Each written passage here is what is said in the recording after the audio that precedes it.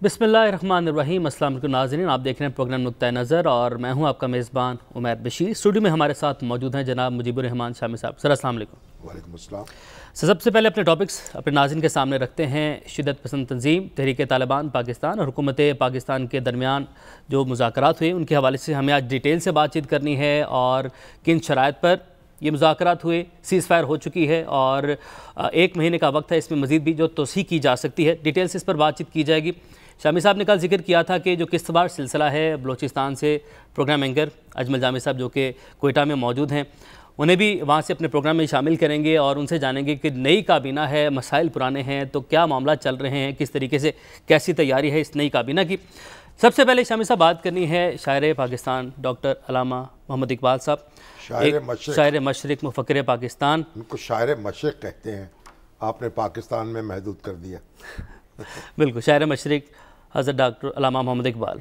देखिए आज उनका 144वां यौम पैदाइश मनाया गया है।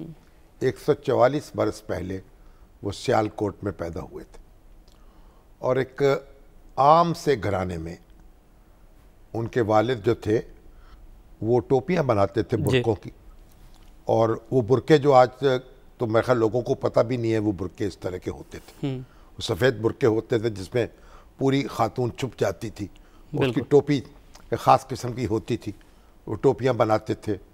और अल्लामा इकबाल उनके घर पैदा हुए। उनका ताल्लुक़ कश्मीर से था, कश्मीरी पंडितों के ख़ानदान से, सियालकोट में आ बसे। लेकिन उनके वालिद जो हैं बहुत ही यानी दीनदार और बहुत परहेज़गार शख्सियत थे। और अल्लामा इकबाल जो हैं उन्होंने अपनी मेहनत के बल पर, ज़हानत के बल पर, और फिर वो आगे बढ़े और हकीम उम्मत बन गए। यानी उम्मत के अमराज की तशख़ीस कर सकते थे, बिल्कुल, उसका इलाज तजवीज़ कर सकते थे। हकीम वही होता है ना। बिल्कुल बिल्कुल बिल्कुल। तो कायद आज़म ने कहा कि अगर मुझे ये कहा जाए कि आप कलाम इकबाल ले लें या एक बड़ी सल्तनत ले लें, दोनों में से कोई एक चीज़ का इंतखाब कर ले, तो मैं इकबाल का इंतखाब करूँगा, सुभान अल्लाह, और सल्तनत को छोड़ दूँगा। क्या बात। तो इकबाल जो हैं उन्होंने एक अलग मुमलकत का ख्वाब देखा और कायद आज़म ने उसमें रंग भरा, और हम उनकी याद मनाते हैं और उनको खराज तहसीन पेश करते हैं। और उनका कलाम जो है वो हमारे कव्वाल भी गाते हैं, गाने वाले भी गाते हैं बेशक। लेकिन अब सवाल असल में ये है कि हम उस कलाम के से क्या असर हमारे ऊपर मुरतब किया है। क्या पाकिस्तान वो पाकिस्तान बन गया जिसका ख्वाब देखा था इकबाल ने, या अभी हमें मज़ीद आगे बढ़ना है, मेहनत करनी है, कोशिश करनी है, बहुत आगे बढ़ना। उन्होंने कहा था मोहब्बत मुझे उन जवानों से है सितारों पे जो डालते हैं कमन। तो आगे हमें बढ़ना है मेहनत के साथ, हिम्मत के साथ, तालीम के साथ और हुनर के साथ और इल्मी तरक्की के साथ, और अपनी दुनिया की तामीर करनी है। और अब ये हमारे वो जो जुल्फ़कार चीमा साहब हैं, हमारे साथ अल्लामा इकबाल काउंसिल के वो चेयरमैन हैं, ज़रा उनसे मालूम करते हैं कि क्या उनके। अस्सलाम वालेकुम जुल्फ़कार चीमा साहब। जी वालेकुम अस्सलाम। चीमा साहब आप तो माशाल्लाह अल्लामा इकबाल काउंसिल के चेयरमैन हैं, आपने भी बड़ी कोशिश की, हमने भी बड़ी कोशिश की, लेकिन चौधरी निसार अली खान साहब ने जो यौम इकबाल की तातील ख़त्म कर दी थी वो बहाल नहीं हो सकी। अब ना यौम वफ़ात पे तातील होती है ना यौम विलादत पे, और कहा गया कि काम करो। हमने उनसे कहा काम यकीनन होना चाहिए, या तो अब सारी छुट्टियां ख़त्म कर दें, और अगर सारी छुट्टियां ख़त्म नहीं कर सकते तो फिर इसको भी बहाल कर दें ताकि हम इकबाल को याद कर सकें अपनी दरसगाहों में, अपने अदारों में, और उनका कलाम जो है उससे हम फैज़ हासिल कर सकें। तो अब आपने कैसे ये दिन मनाया और क्या आप समझते हैं कि हमें क्या करने की ज़रूरत है कलाम इकबाल की रोशनी में? जी मोहतरम शामी साहब, आपका बहुत शुक्रिया। 3-4 मिनट है ना जी। ہاں جی جی وہ آپ نے جو نشاندہی کی وہ تو ایک مجرمانہ فعل تھا، اس کی چھٹی ختم کرنا۔ بہرحال دیکھیں بات یہ ہے کہ علامہ اقبال ہمارے تو عظیم محسن ہیں ہی کہ ہماری آزادی اور ہمارا سب کچھ ان کے نظریے اور قائد اعظم کی جد و جہد کا ثمر ہے، مگر وہ تو پوری دنیا کے مسلمانوں کے لیے قدرت کا ایک عظیم تحفہ تھا بے شک کہ ان کے کلام اور پیغام نے دنیا بھر کے مسلمانوں کو بیدار کیا اور انہیں جذبہ حریت سے سرشار کیا۔ ایک ولولہ تازہ دیا میں نے دلوں کو، لاہور سے تاخا کے بخارا و سمرقند۔ آج سے 100 سال پہلے جب مغربی تہذیب کا تند و تیز سیلاب سب کچھ بہا کر لے جا رہا تھا، عقیدہ بھی، تو اقبال اس کے سامنے مزاحم ہوئے اور انہوں نے بند باندھا اور مسلمانوں کی تہذیبی شناخت اور اسلامی تشخص کو بچا لیا۔ اور تمام لیڈر علماء بھی یہ تسلیم کرتے ہیں کہ یہ معجزہ صرف اقبال ہی سر انجام دے صاحب آج ہمیں کیا کرنے کی ضرورت ہے؟ جی میں اسی طرف آ رہا ہوں جان صاحب۔ ملائیشیا کے عظیم لیڈر ڈاکٹر مہاتیر سے جب بھی پاکستانی وفد ملتے تھے تو وہ انہیں ایک بات ضرور کہتے تھے کہ دیکھو اقبال نے آپ کو آزادی، خودداری، خود مختاری اور خود انحصاری کا راستہ دکھایا تھا، مگر کتنے دکھ کی بات ہے کہ آپ نے وہ راستہ چھوڑ کر اپنے لیے غلامی، احساس کمتری، محتاجی اور ڈیپینڈنس کا راستہ چن لیا۔ اقبال نے جو آپ نے مجھ سے پوچھا ہے پیغام کے، بہت سی چیزیں ہیں لیکن میں مختصر وقت میں 2-3 چیزوں کا ذکر کروں گا۔ اسٹرانگ فیتھ، یقین محکم، جہد مسلسل اور آپٹیمزم، امید۔ یقین محکم کے لیے اقبال کہتے ہیں مسلمانوں کے لیے کہ اگر آپ کا ایمان غیر متزلزل ہو اپنے عقیدے پر، اپنی کاز پر، اپنے نظریے پر، تو وہ آپ میں حضرت جبریل کی سی قوت پیدا کر دے گا۔ جب اس انگارہ خاکی میں ہوتا ہے یقین پیدا تو کر لیتا ہے یہ بالو پرے روح المی پیدا۔ جد و جہد میں وہ اس حد تک تلقین کرتے ہیں کہ تم اپنی جہد مسلسل جاری رکھو اور وسائل کی پرواہ تک نہ کرو۔ ایک بار انہوں نے یہ کہا کہ اگر یک قطرہ خوداری، اگر مشت پریداری، بیامن باتو آموزم طریقے شاہبازی را، اگر تمہارے پاس خون کا صرف ایک قطرہ اور مٹھی بھر پر بچے ہیں تو میرے پاس آؤ، میں تمہیں شاہین کی طرح اڑنا سکھا دوں گا۔ اور بدترین حالات میں بھی شامی صاحب اقبال نے امید کا چراغ جلائے رکھا اور اس کی لو مدم نہیں ہونے دی۔ اور اس کے بعد مسلمانوں کی آپ نے بھی ذکر کیا، علم سے دوری پر اقبال بڑے دل گرفتہ ہوتے تھے اور وہ سمجھتے تھے کہ علم مسلمانوں کی میراث تھا، ہم اس کی حفاظت نہ کر سکے اور یورپین لیوڑے لے گئے تسلیس کے فرزند میراث خلیل، خشت بنیاد کلیسا بن گئی خاک حجاز۔ ان کا یہ خواب تھا کہ مسلمان سائنس اور ٹیکنالوجی میں ایکسل کریں گے اور اس کے زور پر پھر وہ کائنات کو مسخر کریں گے، ایسا نہ ہو سکا۔ اور وہ بڑی ناراضگی سے، دل گرفتگی سے پوچھا کرتے تھے مسلمانوں سے کہ کس طرح ہوا کند تیرا نشتر تحقیق، ہوتے نہیں کیوں تجھ سے ستاروں کے جگر چاک، اور مہر و مہو انجم نہیں محکوم تیرے کیوں تیری نگاہوں سے لرزتے نہیں افلاک۔ کہ اگر تم علم سے دوری اختیار نہ کرتے، وابستگی تمہاری قائم رہتی، کتابیں تمہارے ہاتھ میں ہوتی، تمہارا زیادہ وقت لیبارٹریوں میں گزرتا، تو تم ستاروں کے جگر چاک کر رہے ہوتے، تمہاری نگاہوں سے افلاک کانپ اٹھتے۔ یہ اقبال کا خواب تھا، یہ ویژن تھا۔ آج بھی اگر ہم ایک خود مختار اور خوددار ملک کی طرح زندہ رہنا چاہتے ہیں تو ہمیں اقبال کی تعلیمات کی طرف ہی پلٹنا ہوگا اور انہیں کو حرز جاں بنانا ہوگا۔ ٹھیک ہے ذوالفقار چیمہ صاحب، بہت شکریہ آپ کے وقت کے لیے۔ اور شامی صاحب اگر ہمیں حضرت علامہ اقبال کے حوالے سے بات کرنی تو ہمیں کئی سال درکار ہوں گے۔ نہیں، مسئلہ یہ ہے نا کہ ہم قرض کی پیتے تھے میں اور کہتے تھے کہ ہاں رنگ لائے گی ہماری فاقہ مستی ایک دن۔ ہمارے وزیر اعظم جو عمران خان ہیں اقبال کے بڑے عاشق ہیں، بار بار ان کا ذکر کرتے ہیں، اپنی کتاب میں انہوں نے ذکر کیا ہے، لیکن ہم تو اردو زبان، اقبال کا بڑا حصہ کلام کا فارسی میں ہے، بالکل فارسی ہم بھول گئے ہیں۔ ہمارے بچپن میں، لڑکپن میں فارسی استاد تھے، स्कूलों में मौजूद थे, फारसी पढ़ी जाती थी, बेशक। समझी जाती थी। यहाँ मुसलमानों की सरकारी जुबान फारसी थी, मुगलों की, सिखों की जहाँ जुबान जो थी दरबार की फारसी थी, फारसी भुला दी, अब हम उर्दू को बुला रहे हैं।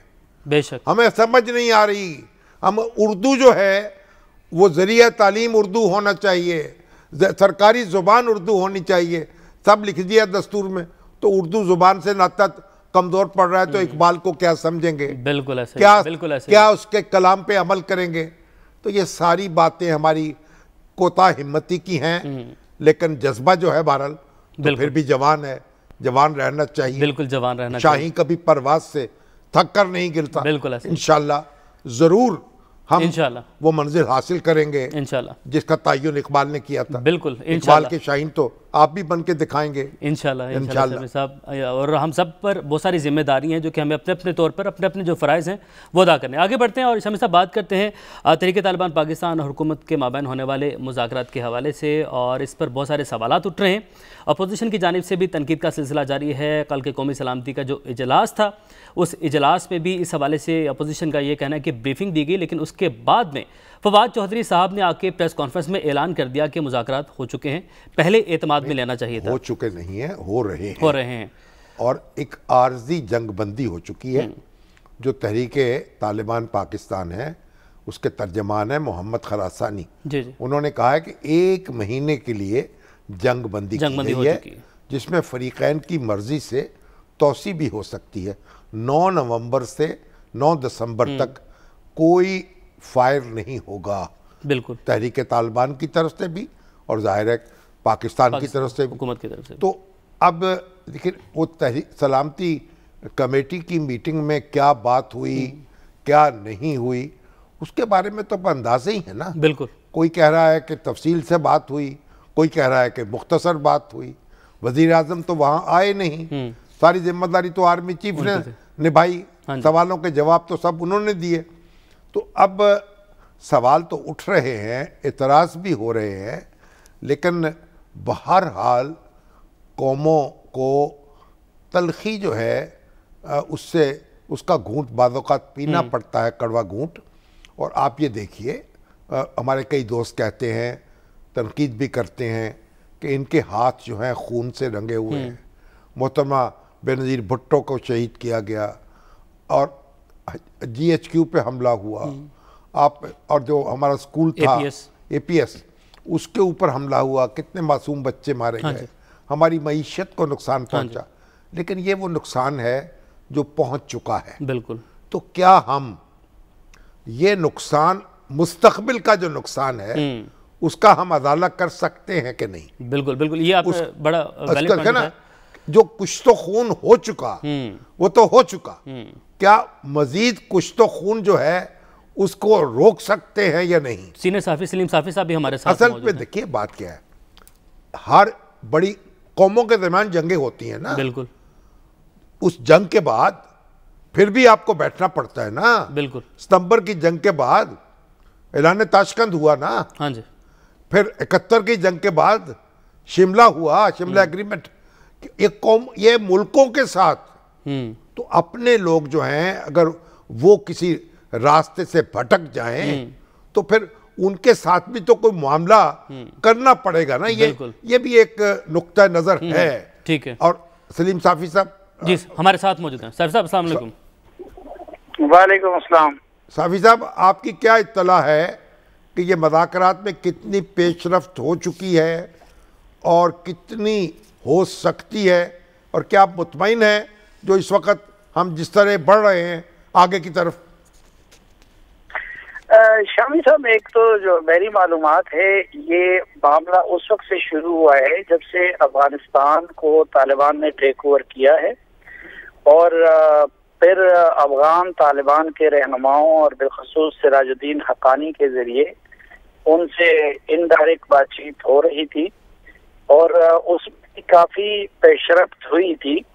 लेकिन आप बेहतर जानते हैं कि इस तरह के मुज़ाकरात अगर पर्दे के पीछे हों तो किसी हद तक नतीजा खैर साबित हो सकते हैं, लेकिन अगर आप उसको पहले मरहले में पब्लिक स्फेयर में या मीडिया में ले आएँ تو وہ پھر مشکل سے کامیابی سے ہمکنار ہوتے ہیں. ہم نے دیکھا کہ دیکھیں امریکہ اور طالبان کے جو مذاکرات ہو رہے تھے تو 1 سال تک دونوں فریق اس کی کچھ تفصیل نہیں بتا رہے تھے، اور جب معاملہ ان کا فائنل ہو گیا تو اس کے بعد پھر اس کو پبلک بھی کیا گیا، اس پہ ان کی پارلیمنٹ میں بھی ڈیبیٹ ہوئی. تو وہ جب عمران خان صاحب کو اس کا پتہ چلا اور انہوں نے TRT کو انٹرویو دے دیا تو اس کی وجہ سے وہ پورا پروسیس ڈیریل ہو گیا، اور جو اس میں پلیئرز تھے وہ اپنی اپنی جگہ پہ امبیرس ہو گئے. لیکن پھر پچھلے مہینے 1.5 کے دوران اس پروسیس کو دوبارہ پٹری پہ لایا گیا، اور نہ صرف یہ کہ خود افغان طالبان کے ذریعے TTP کے لوگوں سے بات ہوئی ہے، بلکہ کچھ پاکستانی ہینڈلرز کی ان کی بھی براہ راست ملاقاتیں بھی ہو چکی ہیں، رابطے بھی ہو چکے ہیں، اور اس میں ابھی تو فائنل معاہدے یا ایگریمنٹ میں تو بہت وقت لگے گا اور ابھی بہت سارے مراحل اس میں باقی ہیں. لیکن پہلے جس کو کہتے ہیں کہ CBMs کے طور پہ یا کانفیڈنس بلڈنگ میئرز کے طور پہ یہ اسٹیپ لے لیے گئے ہیں کہ حکومت پاکستان نے بھی باقاعدہ مذاکرات اور جنگ بندی کا اعلان کر دیا، اور اس کے جواب میں TTP نے بھی باقاعدہ طور پر 1 مہینے کی عارضی جنگ بندی کا اعلان کر دیا. ٹھیک ہے، تو کیا آپ سمجھتے ہیں کہ یہ معاملہ اس مرحلے پر پارلیمنٹ میں زیر بحث آنا چاہیے، یا اس کے لیے کسی حتمی نتیجے تک پہنچ کر یہ پارلیمنٹ کو اعتماد میں لینا چاہیے؟ صاحب ایک تو دیکھیں جو آپ نے شروع میں تمہیدی گفتگو کی، تو میرے خیال میں آپ ہمارے استاد بھی ہیں، لیکن آپ نے سمندر کو کوزے میں بند کر دیا. اس میں کوئی شک نہیں ہے کہ لوگ مارے گئے ہیں اور بہت سارے خاندان اجڑے ہیں، لیکن وہ کسی ایک طبقے تک محدود نہیں ہے. آپ جانتے ہیں کہ میرا تعلق بھی اس علاقے سے ہے، اور میں کسی نہ کسی شکل میں 2000 سے اس سے متاثر ہو رہا ہوں، یا بلکہ بس اللہ نے زندگی دے رکھی ہے. پھر اس پہ ہمارے بڑے قریبی دوست رشتہ دار وہ بھی مارے گئے. سب سے زیادہ پولیس نے قربانی دی اگر ہم دیکھیں تو، پھر عوامی نیشنل پارٹی کے لوگوں نے جس طرح قربانیاں دی، پھر سب سے بڑھ کے خود فوج نے قربانیاں دی. تو ہمارے قبائل تو بہت زیادہ سفر ہو گئے ہیں. لیکن جو آپ نے بات کی کیا آخری نتیجہ، ہم جب انڈیا سے یہ جتنے لوگ مخالفت کر رہے ہیں تو انہوں نے کیا یہ انڈیا سے مذاکرات کے حامی نہیں ہیں؟ تو ہم نے اور انڈیا نے ایک دوسرے کے لوگ نہیں مارے ہیں؟ کیا امریکہ اور طالبان نے ایک دوسرے کے لوگ نہیں مارے تھے؟ پھر کیا خود پیپلز پارٹی کے دور میں سوات کے طالبان سے صوبی محمد کے ساتھ معاہدہ نہیں ہوا تھا؟ ANP کے دور میں نہیں ہوا تھا؟ تو میرے خیال میں تو مناسب نہ صرف یہ کہ وقت یہی ہے مذاکرات کے لیے، بلکہ شاید اگر یہ موقع ضائع کیا گیا تو پھر بڑی مشکل سے اس طرح کا ماحول ہمیں ملے گا. جو آپ کا سوال ہے کہ پارلیمنٹ میں زیر بحث لانا چاہیے یا نہیں، تو اس کے جواب میں میرا کاؤنٹر سوال ہے کہ ایک تو یہ کہ یہ لوگ خود اس پارلیمنٹ کے بارے میں کیا رائے رکھتے ہیں کہ جعلی ہے، یہ ہے، وہ ہے، اور اس پارلیمنٹ کا جو لیڈر ہے یعنی لیڈر آف دا ہاؤس ہے وہ یہ بھی نہیں جانتے کہ حقانی جو ہے وہ قبیلہ ہے یا کہ تخلص ہے کسی مناسبت سے. صافی صاحب یہاں پہ یہ بھی ایڈ کیجئے گا کہ آپ نے کہا کہ آپ کا تعلق جیسے کہ سبھی جانتے ہیں کہ اسی علاقے سے ہے، اور صحافی بھی بڑے زیادہ متاثر ہے ساری صورتحال میں. فواد چودھری صاحب نے کہا ہے کہ وہاں کے جو مقامی افراد ہیں انہیں بھی اعتماد میں لیا جا رہا ہے، ان سے رابطہ کیا جا رہا ہے، صحافیوں سے رابطہ کیا جا رہا ہے، مقامی افراد سے کس طریقے سے رابطہ کیا جا رہا ہے، بات چیت کا سلسلہ کس طریقے سے آگے بڑھا جائے، کچھ معلومات اس طرح کی آئی ہیں سامنے؟ دیکھیں اس کے لیے ابھی تو اس لیول پہ نہ معاملات آگے بڑھے ہیں، یہ تو بالکل ابتدا ہے. ایک ہے مذاکرات کا آغاز اور اس کا فائنل سٹیج ہوتا ہے معاہدہ. تو میں ایک ڈیموکریٹ اور ایک پاکستانی کی حیثیت سے سمجھتا ہوں کہ جب معاہدہ ہو یا لین دین ہو تو وہ قوم کے نمائندوں اور بالخصوص جو متاثرہ لوگ ہیں، وہ APS کے متاثرین ہیں، وہ قبائلی لوگ ہیں، وہ پولیس ہے، وہ سب ان سب کو اعتماد میں لیے بغیر حتمی معاہدہ نہیں ہونا چاہیے. لیکن ابھی تو مذاکرات کا ابتدائی مرحلہ ہے. مذاکرات کی تو مخالفت کسی صورت میں نہیں ہونی چاہیے. اگر معاہدہ پھر ایسے شرط پہ کیا جا رہا ہو کہ جس میں اسٹیٹ کی اتھارٹی کمپرومائز ہو رہی ہو, یا پھر فیوچر کے لیے کوئی خطرات جنم لے رہے ہوں, یا لوگوں کے زخموں کا مداوع نہ ہو رہا ہو کسی نہ کسی شکل میں, وہ آن بورڈ نہ ہو, تو پھر معاہدے کی مخالفت ہونی چاہیے. لیکن ابھی تو مذاکرات بالکل ابتدائی اسٹیج میں ہے, اور میری یہ تجویز ہو کہ جو لوگ کر رہے ہیں ان کو چاہیے کہ جو معاملہ آگے بڑھتا رہے تو اس حساب سے جو متاثرین ہیں اور عوامی نمائندے ہیں ان کو بھی ساتھ آن بورڈ لے کے اعتماد میں لیا جائے. ٹھیک ہے سلیم صاحب بہت شکریہ. شامی صاحب, پارلیمنٹ کو اس معاہدے سے پہلے جو بھی بات چیت کا سلسلہ ابھی بالکل انیشل سٹیج پر ہے, احسن اقبال صاحب نے بھی یہی آج گلہ کیا, انہوں نے بھی یہی معاملہ کیا. انہوں نے کہا کہ انٹرویو دے دیا جاتا ہے, پارلیمنٹ کو اعتماد میں نہیں لیا جاتا, اور انہوں نے یہ لفظ مینشن کیا کہ انٹرویو بھی کسی عالمی جو ہے نشریاتی ادارے کو, قومی چینلز پر بھی انٹرویو بھی نہیں دیا جاتا. ٹی وی کو, ہاں جی, تو ٹی وی کو انٹرویو, اشارہ اس کی طرف کیا انہوں نے. دیکھیں اصل میں بات یہ ہے کہ آپ یعنی پارلیمنٹ میں کیا بات ہوئی, کیا بات نہیں ہوئی, اور اصولی طور پر تو ہم نے اتفاق کیا تھا جب طالبان کے ساتھ بات چیت ہوئی تھی نواز شریف صاحب کے دور میں. اس کے بعد پھر وہ منقطع ہو گیا سلسلہ, حتمی نتیجے پہ نہیں پہنچ سکا. تو مذاکرات کی مخالفت تو نہیں کی جا سکتی. اور ابھی کہتے ہیں 7 مرتبہ پہلے بھی ان کے مختلف دھڑوں سے مذاکرات ہو چکے ہیں جو ناکام نہیں ہوئے. لیکن فرق اس وقت یہ ہے کہ ان افغانستان میں یہ جا چھپتے تھے. اب افغانستان میں جو طالبان کی حکومت قائم ہوئی ہے اس کے بعد ان کے لیے بھی مشکل پیدا ہو گئی ہے افغان سرزمین کو پاکستان کے لیے استعمال کرنا. اور افغان حکومت اس وقت جو ہے وہ فیسیلیٹیٹ کر رہی ہے. تو میرا خیال یہ ایک بہت مناسب موقع ہے کہ اس معاملے کو ہم اس پہ پانی ڈالیں اور ٹھنڈا کریں. کیونکہ دیکھیے خون بہاتے چلے جانا اور یا خون کا بہتے چلے جانا یہ کوئی حل نہیں ہے. اب یہ جو امریکہ ہے اس نے ایٹم بم کا تجربہ کہاں کیا تھا, کہاں برسایا تھا, پتہ, جاپان کے 2 شہر تباہ ہوئے تھے. اور اس کے علاوہ تو دنیا بھر میں کہیں ایٹم بم چلایا نہیں گیا. بالکل ایسے ہی جاپان میں امریکہ نے ایٹم بم چلایا اور وہ تباہی کی جو انپریسیڈنٹڈ ہے, تاریخ میں جس کی مثال نہیں ملتی. بالکل. اور جنگ ختم ہو گئی اس کے نتیجے میں. ٹھیک. امریکہ اور جاپان جو ہیں اب ایک دشمن ہے ایک دوسرے کے.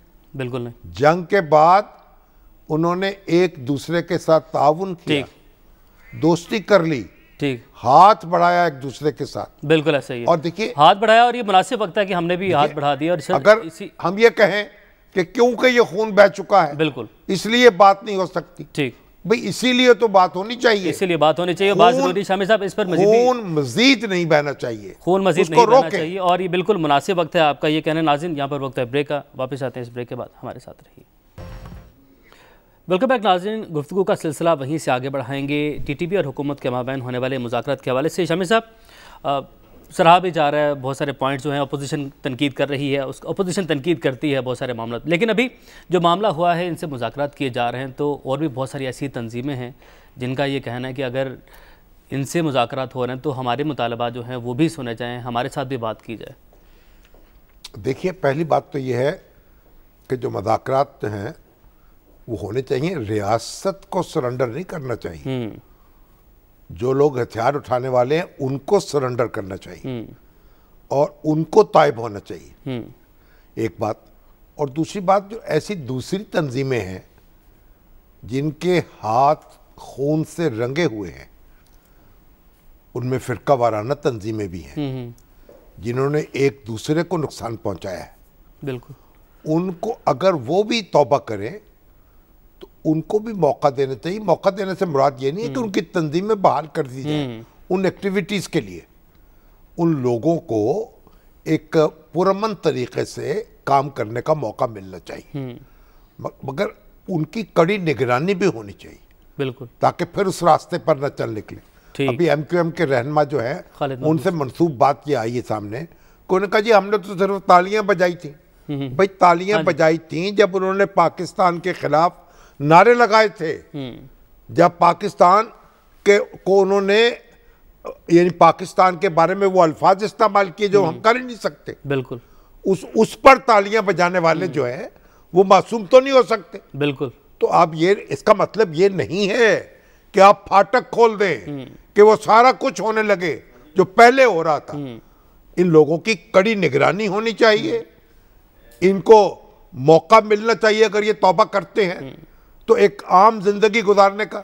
لیکن یہ نہیں ہے کہ ہم اپنی قیادت جو ہے وہ تشتری میں سجا کر ان کو پیش کر دیں کہ ہمارے لیڈر بن جائیے آپ. تو ان کو نیک چلنی کا ثبوت بھی دینا ہوگا اپنے عمل سے. تو یہ دوسری تنظیمیں ہیں جو باتیں کر رہی ہیں, اور موقع ہر ایک کو ملنا چاہیے اصلاح کا, یہ درست بات. اور MQM کے حوالے سے آپ نے حوالہ دیا, وسیم اختر صاحب کا یہ جو بیان تھا. خالد مقبول صدیقی صاحب نے حکومت کے اتحادی ہیں, وہ یہ کہہ رہے ہیں کہ ہمیں لایا جائے, دوبارہ ہمارے دفاتر بحال کیے جائیں. نہیں, بات یہ ہے کہ اولاً تو ان کو تو بین ہو جانا چاہیے تھا, ان کو تو بین نہیں کیا گیا جو ادھم مچایا ہوتا کراچی میں انہوں نے. تو اب جو ان کے اب تو وہ ماشاءاللہ حکومت میں موجود ہیں, بالکل اسمبلی میں بیٹھے ہوئے ہیں, تو اب اگر اپنے وہ توبہ کر رہے ہیں تو جائزہ لینا چاہیے ان کا. ٹھیک ہے, جائزہ لینا چاہیے. آگے بڑھتے ہیں اور بلوچستان کے حوالے سے شامی صاحب گفتگو کرتے ہیں. بلوچستان میں 14 رکنی کابینہ نے حلف اٹھا لیا ہے, اور ہمارے جو پروگرام اینکر ہیں نقطہ نظر کے ہوسٹ اجمل جامی صاحب وہ بھی وہیں پہ موجود ہیں. آپ نے کل تو بات ادھوری رہ گئی تھی, وہیں سے شروع کر رہے ہیں, وہیں سے گفتگو کا سلسلہ سر آگے بڑھاتے ہیں. السلام علیکم جامی صاحب. جی واسلام عمیر اور شامی صاحب آپ کی خدمت میں سلام. اچھا جناب یہ بتائیے جامی صاحب, جہاں سے کل بات ٹوٹی تھی تو وہیں سے شروع کرتے ہیں. تو جام صاحب سے تو آپ کی کوئی بات نہیں ہو سکی, جام کمال علی سے نہیں, جام کمال صاحب سے, کمال خان سے. آپ نے کل بھی یہ نقطہ اٹھایا تھا سر, وہ یہاں میرا خیال ان کے مخالفین کے نرغے میں ہیں, اس لیے آپ ان کے خلاف چٹپٹی باتیں کر رہے تھے, تو میں نے کہا ان سے بھی معلوم کر لیتے. نہیں, آپ کی بات یہ بالکل درست ہے, لیکن جام صاحب اگر یہاں ہوں تو ہم ان سے ملیں نا. اب وہ یہاں ہے ہی نہیں تو ان سے کیسے ملیں؟ تو لسمیلے جانا پڑے گا. شنید بھی یہی ہوتی ہے کہ اب وہ چونکہ کراچی پائے جائیں گے, تو اگر وہ یہاں ہوتے تو ضرور ان سے میں ملاقات کرتا. میری انوار اللہ کاکڑ صاحب سے گفتگو ہوئی جنہوں نے کل کے پروگرام پہ ہمیں فیڈ بیک بھی دیا, اور ادھر بھی بات ہوئی ادھر بھی بات ہوئی, جہاں جہاں ہو سکتی تھی ہوئی ہے. لیکن کیا کیجئے اس ڈیٹے کا, ان فیکٹ اور فگرز کا شامی صاحب جو کہ بلوچستان کے مسائل کا انبار منہ کھولے بیٹھے ہوئے ہیں. مثلا کل ہم نے انسداد دہشت گردی کی جو کاوشیں ہیں حکومت کی, وفاقی حکومت کی, اداروں کی, ان کا ذکر کیا, اور ساتھ یہ گزارش کرنے کی کوشش کی کہ انسداد دہشت گردی کی کاوشیں اپنی جگہ قابل ستائش ہیں, جاری رہیں گی, لیکن یہ واحد حل نہیں ہے. ایک قومی بیانیہ تشکیل دینا ہوگا. یہاں جو دانشوروں سے, معززین سے, صحافیوں سے گفتگو ہو رہی ہے, وہ چونکہ آپ کے پروگرام کا پہلا حصہ آج TTP کے ساتھ مذاکرات پہ مبنی تھا, تو وہ بھی یہ بات کرتے ہیں کہ یہاں جو ناراض ہیں ان سے بات کیوں نہیں ہو سکتی. ان سے بھی بات ہوئی ہے, جو ناراض لوگ یہاں کے تھے ان سے بھی بات ہوئی ہے, تاریخی طور پر بار بار ہوئی ہے, ان کو موقع ملا ہے. بالکل ہوئی, بالکل ٹھیک ہے نا.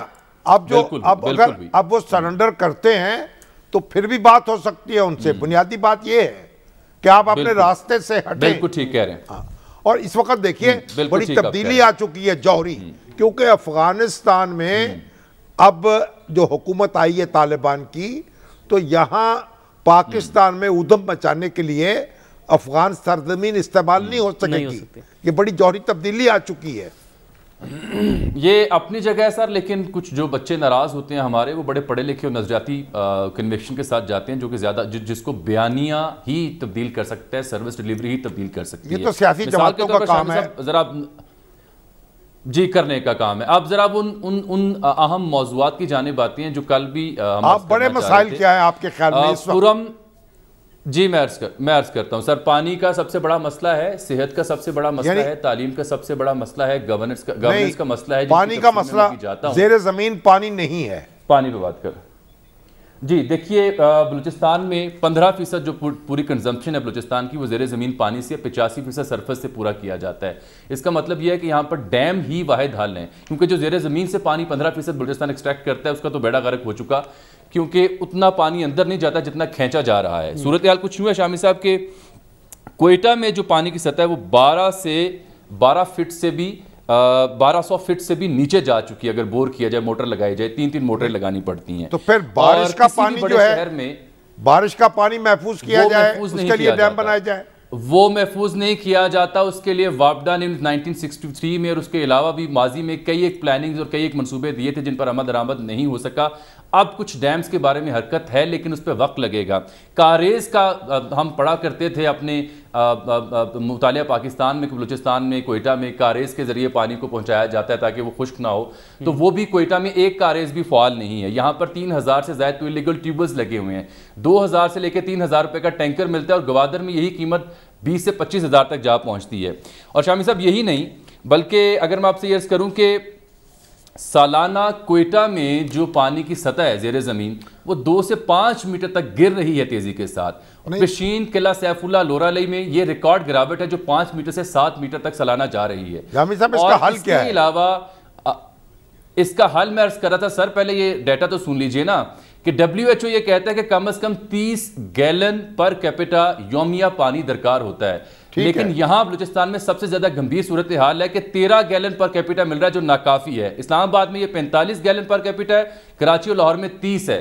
حل اس کا سر ڈیمز ہیں, منصوبہ بندی ہے, انلیگل ٹیوبلز کو روکنا ہے اور واٹر سپلائی کی سکیمز کو مؤثر و فعال کرنا ہے. جس سلسلے میں جو ڈیم بنیں گے ان میں بارش کا پانی جمع ہوگا, ان میں بارش کا پانی جمع ہوگا اور اسی پانی کو پھر ہم یوٹیلائز کریں گے جو ڈرپ ایریگیشن کے طریقہ کار ہے جو فصلیں یہاں کاشت کی جاتی ہیں. کیا ہم ایران سے بھی کوئی پانی لے سکتے ہیں؟ میٹھا پانی مل سکتا ہے ایران سے؟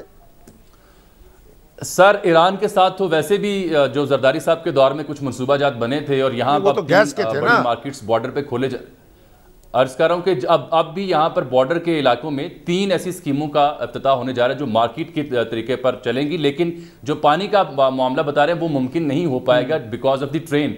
وہ ٹرین جس کے اوپر بارڈر ایریاز واقع ہیں اور جہاں ایران کے صوبے ہمارے ساتھ ملتے ہیں. آپ آ جائیے سر صحت کی اگر آپ گفتگو سننا چاہیں تو میں آپ کی خدمت میں ایک ویڈیو چلاتا ہوں. دیکھیے پانی جو ہے دنیا میں, سعودی عرب میں, کئی دوسرے ممالک میں جو سمندری پانی ہے وہ استعمال ہوتا ہے. تو بلوچستان میں زیر زمین پانی کم ہے لیکن سمندر جو ہے وہ تو موجود ہے. تو سمندر کا پانی جو ہے اس کو قابل استعمال بنایا جا سکتا ہے اور اس کے بعد اس یہ کو دوسرا حل ہے. پائپ اس لائن کے لیے بچائی جا جدید سکتی ٹیکنالوجی چاہیے ہوگی. تو وہ تو کرنا پڑے گا نا. دوسرا حل ہے اس کے لیے ڈیم, چھوٹے ڈیمز کے علاوہ یہ دوسرا حل ہے. اور تیسرا حل اس کا یہ ہے کہ زرعی شعبہ جو بلوچستان کا ہے اس میں فصلوں کی حیت اور ان کی نوعیت بدلی جائے. وہ پھل یا وہ فصلیں جو پانی زیادہ پیتی ہیں ان کی بجائے زیتون اور دیگر پھل اور جو فصلیں ان کو کاشت کیا جائے. یہ 3-4 حل ہیں جو ماہرین تجویز کرتے ہیں. اب میں آپ کو سر ایک ویڈیو دکھاتا ہوں. میرا تو خیال ہے جنگی بنیادوں پر سمندر کا پانی جو ہے اس کو استعمال کرنے کا منصوبہ بنانا چاہیے تاکہ ایریگیشن کے کام آ سکتا ہے. سعودی عرب میں اس سے بہت بڑے پیمانے پر زراعت کا کام لیا جا رہا ہے. بالکل. اور جامی صاحب ویڈیو نہیں چل سکتی, صحت والا جو معاملہ ہے اس کو اگلی کسی قسط میں ہم ذکر کریں گے. اب صحت کا معاملہ شامی صاحب اس کو یہ اگلی قسم میں ختم ہو گیا. ہاں جی, آج پھر وقت ختم ہو گیا. صحت, تعلیم, گورننس, یہ تمام معاملات. آپ ایک بات سن لیں, جو نیشنل بینک کے پینشنرز ہیں نا انہوں نے تو میرا ناک میں دم کر رکھا ہے. روزانہ اتنے میسج آتے ہیں, اتنے میسج آتے ہیں. ٹھیک ہے, 2017 میں, کے اوپر بھی اگر آپ اجازت دیں تو کل بات کر لیں. 2017 میں کل بات کر لیں ان کے حق میں فیصلہ ہوا تھا سپریم کورٹ سے. اس وقت سے پر نظر ثانی کر دی انتظامیہ نے. ٹھیک ہے سر, آج تک سپریم کورٹ اس پہ نوٹس نہیں لے رہی. لوگ جو ہیں چیخ رہے ہیں, بددعائیں دے رہے ہیں. ٹھیک ہے سر, میسج کر کر کے مجھے انہوں نے آپ کو میسج آ رہا ہے اور مجھے بھی آواز آ رہی کہ ہمیں وقت جو ہے بریک کی جانب بڑھنا ہے. بریک کا وقت ہو گیا. اس پر مزید بات کریں گے, کل بھی اس پر بات کریں گے. ناظرین واپس آتے ہیں اس بریک کے بعد, ہمارے ساتھ رہیے. اس کے ساتھ ہی ناظرین آج کا پروگرام اپنے اختتام کو پہنچا. آپ سے کل ملاقات ہوگی. اپنا بہت سارا خیال رکھیں. اللہ حافظ.